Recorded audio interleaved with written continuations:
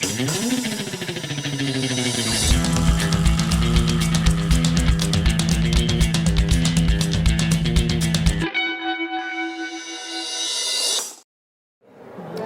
to TechWire, a conversation about government, politics, and technology.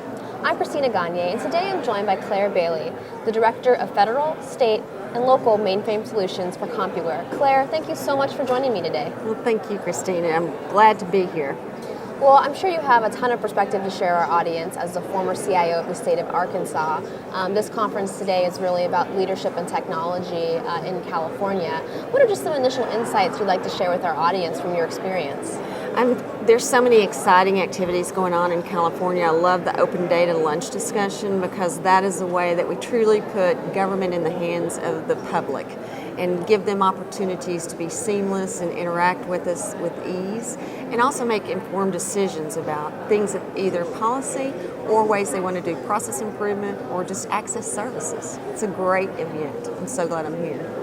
So the conversation when it comes to technology, and kind of funnily enough, we're really focusing on cloud computing and software as a service, but I guess somewhat even ironically to many in the IT community, it's mainframe that continues to be a mainstay in the conversation. Why do you think that is, and what is the utility of focusing on that still? We're seeing a new generation of people that are really looking at what's the best way to maximize the dollars they've invested, have a very secure but also high-speed processing environment. The mainframes evolved a lot over the last few years, and my company, Compuware, one of the reasons I joined them was their approach to innovation, to reinvesting and ensuring that they're preparing the platform for the next generation of technologists. So that's the part about the mainframe that I find near and dear to my heart, particularly for a state like California when you've got massive amount of data, you've got the security and things that you really have to ensure around accessing public data and making sure you're processing effectively. The mainframe is an excellent platform for that. We see a lot with the Employment Development Department. They're leveraging that tool, leveraging our tools as well, which makes us happy. But it also ensures that they've got the highest speed throughput for delivering the public service. And that's what's important to any CIO or any state government technologist, is making sure it works and it works well and efficiently. Well, much of our audience is the state's IT workforce. So what are some suggestions of things they should be focusing on? We just had a brief conversation about mainframe and the importance of that, speed of service delivery online to make sure that citizens remain engaged and don't just turn away from technology. So what are some recommendations or insights you could share with our audience? We really embrace agile methodologies, and agile reminds me of like exercise and diet. It's a hard thing to be able to embrace and to change so that you're quickly and effectively ensuring that you're delivering services that meet the customer's needs, whether your customer is another agency or whether it's the public. And so through that, we're able to modernize that environment and ensure that the things are working together.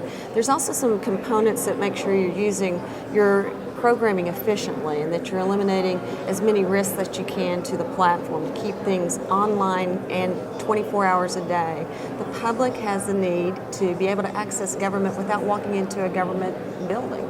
And that's the way, I have a son who's 33, hard to believe, but he thinks that why would I ever walk into a government facility when I've got other work to be doing? So changing that to be that type of network and environment that you can really access the public, meet their demands, and be safe and secure and efficient. So that's what I see the changes. So from a government employee who's a technologist, being able to harness that capacity, making sure that you're using tools and techniques that will transcend the generational gap that we sometimes see across platforms, but also making sure that we have that ubiquitous environment to be able to seamlessly deliver those services, whether you're delivering it to a mobile device or you're delivering it to a mobile work environment, wherever that demand is, we've got to be able to meet it.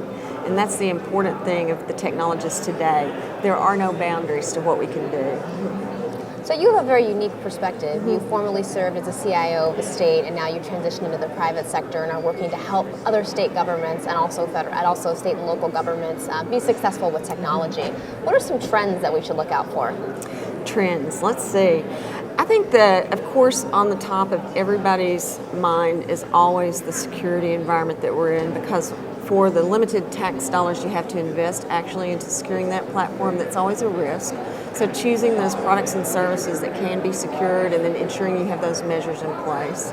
The whole data generation of movements is exciting for me because it truly opens the eyes to what you can do to leverage all this information that we've gained. Whether you're trying to drive the policy from a government leader to make those informed decisions, or whether you're advising other agencies on what you can see for cost-effective environments to implement, that access to open data is amazing.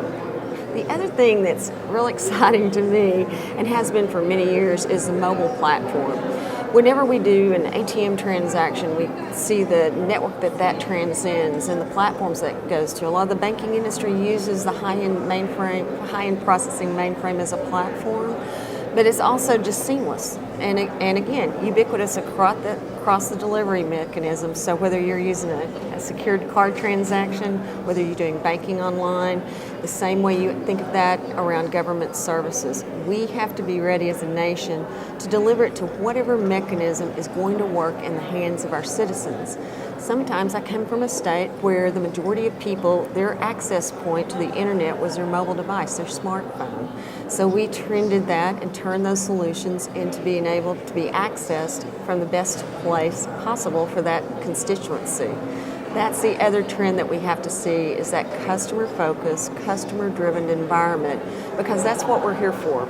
We're here to protect and to serve and to educate and to help those in need at the most vulnerable times of their lives, but also to be able to deliver those services efficiently to businesses, to people who are paying their taxes. They want to see those things put to good use. So just like private industry, we have to focus on that customer appreciation and customer satisfaction level, and that's very critical to continue to be a strong government provider.